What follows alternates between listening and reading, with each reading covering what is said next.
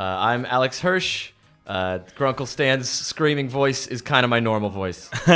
I'm Mike Rianda. I was the creative director on this series and co-wrote this episode with Alex. So this episode has an interesting origin. This episode came from animation is very production heavy. It takes a lot. It takes a lot of work and a lot of backgrounds and a lot of art. And we were a little behind in production, as we always were. And our producer had a really great suggestion, which was, can you come up with an episode that has less backgrounds? Yeah. Maybe we could do a bottle episode, an episode where really hardly anything happens. It takes place in the same location. Yeah. And I had a really ambitious thought was, what if Dipper, Mabel, Stan fall into a bottomless pit and it's black for the entire episode? Yeah. And we just, through the brilliance of our writing, are able to make it compelling that they're just falling for 21 minutes. Yeah. And we'll save backgrounds. Turned out, definitely not a smart enough writer to pull that off. Couldn't think of a plot. And we thought, then maybe let's just have 3 short stories, which ended up having 3 times as many backgrounds. Especially one that takes place in a gigantic pinball machine that's gorgeous. Yeah. So what started as a well-mannered idea to come up with an episode that would be easier to produce ended up in an insanely difficult to produce episode. Good intentions resulting in complete chaos. Yeah. And this also another reason why we came up with this episode is like a three stories in one was we had this episode called Twinstitute because it seems like since Dipper and Mabel are twins and since we kind of knew down the line we'd be hinting at this like larger twin thing with Stan and Ford that we were like, oh, okay, we're gonna and there's the Shining twins are funny. There's a lot of tropes about spooky twins. Yeah. Twins in media tend to be kind of creepy, and it seems like, we could do a whole episode about that. Yeah. And that episode almost killed us. You super can't do a whole episode about that. I mean, maybe you could, and we just never figured it out. We did many drafts of an episode about Dipper and Mabel going to an institute with all these other pairs of twins and learning about what made them special, and it never came together. Yeah, and it was a lot of Alex being like, we are the 2 dream twins. Yeah, there was a lot of that, these kind of children of the corn twins. And when we realized it didn't work, we had a hole in our schedule. And me and Mike realized it's easier to write 3 short episodes than 1 long episode. Totally. And we had that idea for a Bottomless Pit episode, which is where this came from. Yeah. And this is basically just us goofing around. Yeah. One of our producers, Rob Renzetti, genius, could not have done the show without him. He's brilliant. Love you, Rob. Bobby Renzabi. He was sort of he was the one with actual experience on the show. Yeah. Kind of, the adult in the room while me and Mike were goofing off. And he said, when I proposed this idea, that you cannot make this episode. He said, this is essentially this is just sort of a goof off, almost clip show style episode. Yeah. And this is something that a series would do in season 3 or 4. He's like, you haven't earned the right to just do a dumb episode about nothing yet. Yeah, he's like, you haven't earned the right to really pat yourselves on the back and really hey, let's get experimental with the form. But we were just like, we need an episode due tomorrow. We're writing this.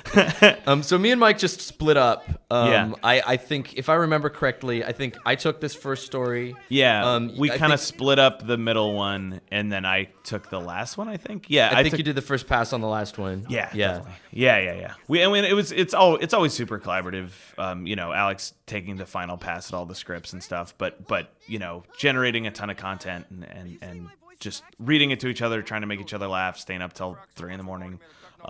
I remember this episode in particular where with Dipper's voice, we could not crack what the 3rd story was going to be. And it was literally 4:15 in the morning, and the script is due the next day, and the whole script was due, the whole 7-minute script, and we were just miserable. And it was maybe Dipper, maybe there's something about, oh God, I'm so tired. Planes, and then I was like, oh, what if Dipper has a voice, and then I was falling asleep as I was saying it, and Alex was like, that could be funny. Let's both split up and write it. And then I started writing and then fell asleep at my computer. And then Alex came up with the episode, and I was like, this is great, man. Let's just use this. Yeah, right, when you woke up, I had written it. And I felt so guilty, even though it was 5 a.m. I'm like, Alex, I failed you. I fell asleep at 4:15. This idea for this one basically came from There was a podcast that Justin Roiland, Yeah. the creator of Rick and Morty, friend of mine, voice of Blendon, that he used to do, that every episode was announced by this bizarre deep voice announcer, Yeah. Smith Harrison, who has Yeah. the funniest voice I'd ever heard. He's amazing. He doesn't sound real. He sounds like Tony the Tiger came to life. And I'd always been looking for an excuse to work with him because his voice was so funny and weird. And the reason we ended up casting Jason Ritter for Dipper, aside from the fact that he's great, is that out of all the auditions, he had a natural voice crack. Yeah. Like the he has a natural voice crack, and I've talked to him, and apparently he had that his entire life. When Dipper, like a lot of people, they got a young voice, and then they go through puberty, it's squeaky, and then they grow up. Puberty never ended for Jason. Yeah. And that we always were looking for natural takes with a voice crack in them. Yeah. And it seemed like it'd be kind of funny to make fun of Jason. And well, I like that everyone who heard the voice just immediately starts beating him with the broom because he's so horrified. That prank call is something we wrote many times. Yeah. Now you sound like some kind of weird commercial dude. I'll find Stan. He'll like my new voice. You'll see. I'll be right back after these messages. I mean, goodbye. Grunkle Stan. Grunkle Stan! Where are you, Grunkle Stan? Huh? I know that voice anywhere. You're the guy who prank called me earlier. No, I'm not. I'm just a 12-year-old boy. This joke right here is over the shoulder is a camera term for when you place the camera right behind somebody. So his tattoo says over the shoulder, over his shoulder. Yeah. I think that was an Eric Fountain bit, or at least it was an Eric Fountain bit that he would have head and chin written on his face. That was Eric Fountain, our board artist, added head and chin, and then I think I added in the storyboard the over the shoulder on his shoulder. Yeah. Him shouting escape as he runs in is genuinely funny to me. It's so stupid. That's why I live at the dump. That was I was enjoying. McGucket is a character that it's very easy for me to write at 5 a.m. Yeah. Well, The more tired you are, the easier it is to write McGucket. Well, because there's a spectrum. I remember thinking about this in the beginning of the show. There's a spectrum, like, the further away you get from the main characters, the broader you can get. Because it's That's like right. you can't really write Mabel incredibly broad because she's a real person with real feelings and there's stories about her. But McGucket can live in the dump and, be kind of a monster. And eventually when we gave him, a little bit more of a story, it was harder to write those jokes as much. You know? 100%. You ready for your new voice? This is for those of you who are aspiring writers or writers listening, it's every episode, even a mini 7-minute episode, builds to a choice. Yeah. Once you notice it, it might drive you a little crazy because every third act ends with we try to crystallize the choice. So something like Dipper holding up the vial and holding up the recording. Like even in a short episode, we have a moment like that. Like you're not dramatically invested. Yeah. But it doesn't feel like a story until you have a character make a change even late in the story. Yeah, and even for a 7-minute episode, without a little bit of structure, it just feels like, why are we watching this? This section was storyboarded by Alonso Ramirez Ramos, who is a delight of a human being. One of our champion board artists. He's got 10 Emmys now. Yeah, he's he's so got good. a bathtub full of Annies and Emmys. And we were wasting his talent with this. But and it's sometimes with this stuff you feel sad because the original.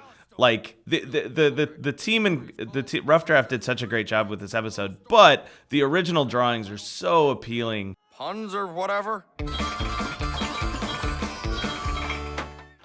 This story has the least amount of sort of dramatic significance and the most amount of insanely difficult, complex artwork. We got Alonso, as we said, one of our best artists. We got all of our painters doing these amazing backgrounds. Yeah. And it's just it's just like a goofy one-off. Yeah, but it's the art team really did an amazing Ian Worrell job and Ellie on this. Mihalka and Josh Parpan just crushed it. It looks really great, especially once you get in there and you're starting to see that stuff in scale. I love pinball. I'm kind of obsessed with it. just the idea of, as a kid, it always seemed like a magical place in there. Like I wanted to climb inside. Yeah. It seemed like anything could happen. And like I always wanted to do an episode where we went inside a pinball machine, but you often have these ideas that are not big enough. Yeah. It's much easier to write. The longer the story gets, the harder it is to write. Yeah. And the longer the story it is, the more it needs to have depth, or else you get impatient as an audience. Yeah. So even though I always wanted to go inside a pinball machine, I could never think of a character arc for it. In 7 minutes, you can sort of totally enjoy it without it mattering too much. Yeah. We also missed a joke where Seuss's greatest memory was finding a piece of pizza in a VCR. That was Alonzo's joke. That was our storyboard artist who came up with that. Alonzo, our storyboard artist who did this, he also is always looking for excuses to put the characters in costumes. Yeah. He loves dressing up the characters, and it was a lot of fun to see them in these outfits. Totally. This is...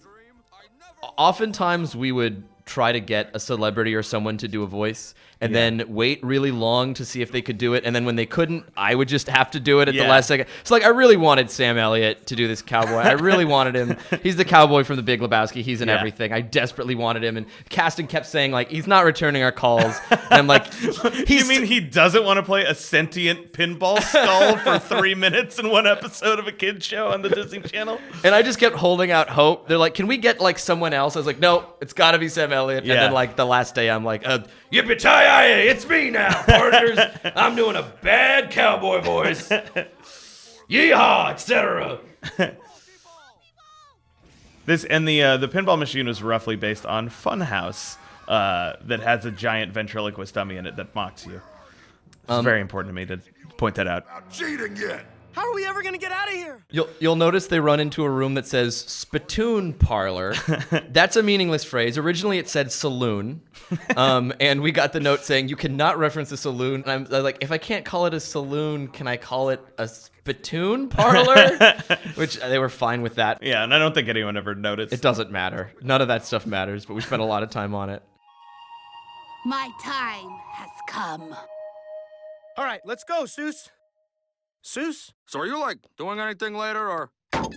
Seuss's level of intelligence was something we were always Yeah, totally. Well, trying to figure out. Because especially, you know, as that thing we were talking about, the closer they are to the main cast of characters, the less broad you can do them. But Seuss was kind of variable. Yeah. Sometimes you needed to give him depth. Sometimes he could be as crazy as falling in love with a 2D pinball elements. But, you know, he redeems himself here by coming up with this great plan. The design of the inside of this pinball machine and the painting and like the green. This was painted by one of our painters, Ellie Halka. She did such an amazing job. Oh, that's the cowboy saying "yippee-ki-yay what" is a reference to the show Hey Dude. I don't know if anyone remembers. It was this like Nickelodeon live action show. Yeah. And "yippee-ki-yay what" is in the theme song, and it cracked me up to reference that.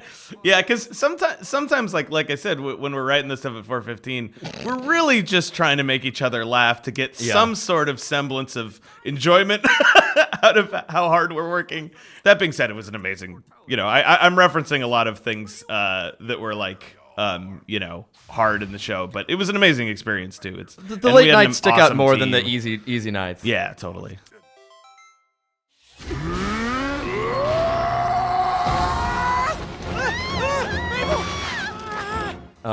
You'll remember in the earlier episode I was talking about how every story builds to a choice. Here it is. The choice moment has arrived. Seuss has to choose between his high score and his friends. Again, you know he's going to choose his friends, but we tried to suggest that Seuss has accomplished nothing in his life and that a high score really means enough to him that he would pause for a moment to sort of give the impression of a dramatic arc to the story. Well, because especially when, you know, you want those choices to seem legitimate, because sometimes they're false choices, like in this episode, where it's like, you know, he's going to pick his friends, but you really want to build to the point where you hope you have no idea what the character's going to do, and you're trying to guess, trying to make it dramatic. Yeah. We liked the idea of Stan. We wanted Stan to have a story. We knew there wasn't time, so we really enjoyed the idea that Stan would say the dumbest thing you'd ever heard. We couldn't say Super Bowl. That was copywritten, but Football Bowl was fine. Do you remember where this came from? I don't remember, but it still cracks me up. I think this was something I wrote to make you laugh that I planned on cutting, and then no one told us to get rid of it. The fact that like a robot shows up, like that's another one of my voices, Footbot. I love that he calls him Daddy. I love you, Stan. And as you guys are hearing right now from Mike's laughter, Mike is the best like writing collaborator I could have hoped for in my life because That's like true. I could be kind of cynical. I can kind of lose hope. Like Mike, like when Mike laughs, he laughs big, and it makes you feel good, and it gives you the energy to keep writing. Well, and I'm also typically laughing hysterically as At your I'm own joke, writing, yeah. and like I can always feel like Alex would be in the next office being like, "Ooh, Mike's coming up with something good," and then he would come in the office like, "What are you writing?" And I'm like, "Well, what if this nacho cheese became sentient?" And I'm like laughing so hard that I'm crying, and Alex is just like rubbing his temples like, "We can't use this in the show, Mike. What are you doing?" I have many memories of working in my office and hearing Mike losing his mind laughing from across the hall. The whole studio's empty, and I'd go in there thinking he had like taken a break to watch a movie, and he's just laughing so hard at his own jokes. This sequence, which I love, I'm very proud of this scene. For some reason, it always makes me laugh. Yeah. This actually started as our storyboard Storyboarding test. yeah. That when we would get storyboard artists on the show, we would have them try to draw out a scene based on a snippet of script that was never really in the show. Yeah. That was designed to show off the personalities of the characters. This idea of a scene where Stan's teaching a bear to drive Yeah. is something that we've had boarded out by almost every board artist who ever worked on the show to get a sense of how do they draw Yeah. how do they draw vehicles, how do they draw characters, how do they Yeah. draw a bear. Yeah. And then we were just, again, we were up against the gun. We needed something to put in here, and we're like, oh, let's just plop the writer's test Yeah. right in. But I'm so glad we did, because I always laugh at that scene. And Matt Brawley was the board artist who did this, and he just like it was like, oh, this is the correct answer for how to board this scene. Yes. He crushed it. Like it's he boarded it so funny, and made all the jokes work. Matt Brawley went on to create the upcoming Disney show Amphibia. Yeah. Great board artist, then became a director on season 2. Now he's Yeah. running a show.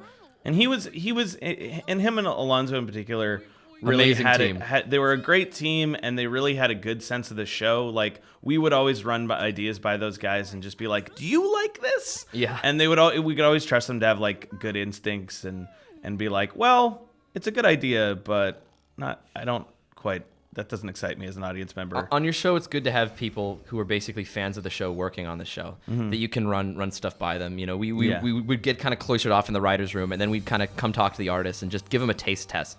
Does this feel like the show? These feel like the characters that you love?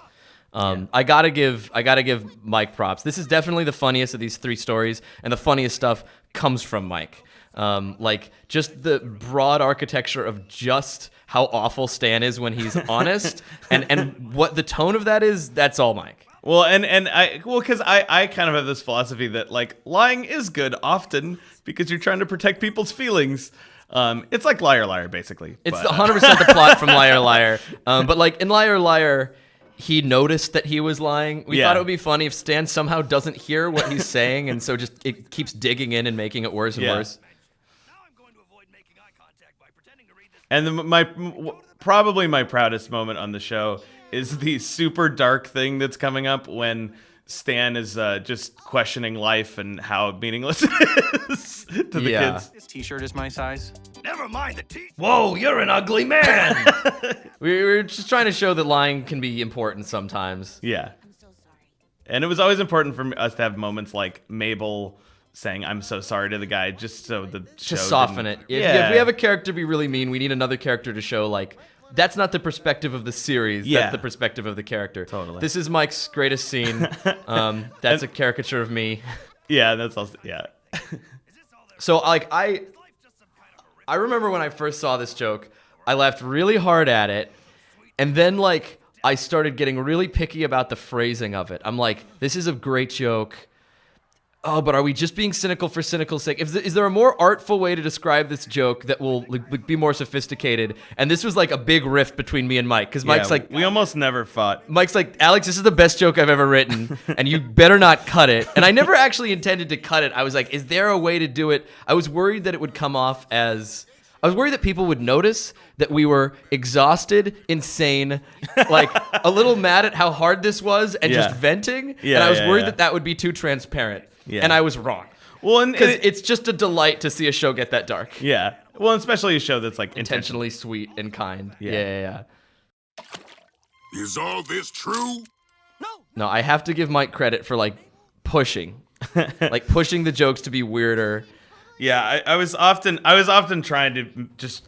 It was like I would both try to push the show to be more grounded and more insane at the same time, which I'm sure was frustrating for Alex.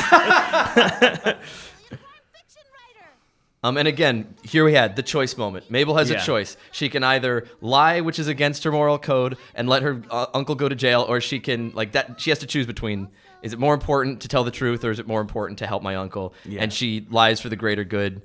You know, like in these short stories, those moments become more clear. Like, wow, we're kind of building to the same kind of structure every time. Yeah. In a half hour, it's a little less obvious. Yeah, and there's also a little more nuance in it too. Yeah. Typically. Now, in other episodes, Mabel lies plenty. Normally, she does not have a hard time lying. You know, in order to create stories, you sometimes have to push a little bit to create that arc, you know? Yeah. That was a Matt Brawley edition when he said no tax fraud. I don't know if it had been previously canonical to us that Stan for sure wears dentures, but we like this idea. So from now on, Stan wears dentures. Yeah. I always imagine because he's not like so old that it's logical that he would necessarily have dentures. In my mind, he probably like eats a lot of toffee peanuts and doesn't brush his teeth. Yeah. Doesn't go to dentists because he considers them quacks. Yeah. Has probably blown out at least 6 of them with firecrackers. Like he just lives dumbly. Yeah. And that's why he has no teeth. This is a complete Deus Ex Machina. Yeah. There's no excuse for an ending this lazy. We tried to come up with a better one constantly for like hours and hours We and couldn't hours. think of a better ending. Yeah. So we just embraced the fact that this one's for funsies. Yeah, exactly. We did have this thought, like, what if they're in a parallel version of Gravity Falls now for the remainder of the series? Yeah. Like, is there a way to track that out? But ultimately, we couldn't think of anything to do with it. Maybe this is one story we should keep to ourselves. Agreed. We worked a lot on the timing of exactly how long we should wait before Stan falls into that hole. And I like that it's just this for 30 seconds. Just as a great drawing of Stan. Again, Yeah. Alonso Ramirez Ramos, like perfectly appealing, angry Stan. Yeah. Stan is not the easiest character to voice. There's a lot of yelling, and I'm always appreciative when there's a scene where Stan is saying Silent. nothing. Yeah, it doesn't. I get. It's not that it hurts my throat; it hurts my head because that voice is next to my ears. This is stupid.